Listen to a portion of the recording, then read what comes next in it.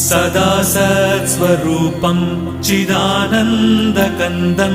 जगत्सम्भवस्थानसंहारहेतुं स्वभक्तेच्छया मानुषं दर्शयन्तम् नमामीश्वरं सद्गुरुं साईनाथं नमामीश्वरं सद्गुरुं साईनाथम् भवध्वान्तविध्वंसमार्ताण्डमीड्यं मनोवागतीतं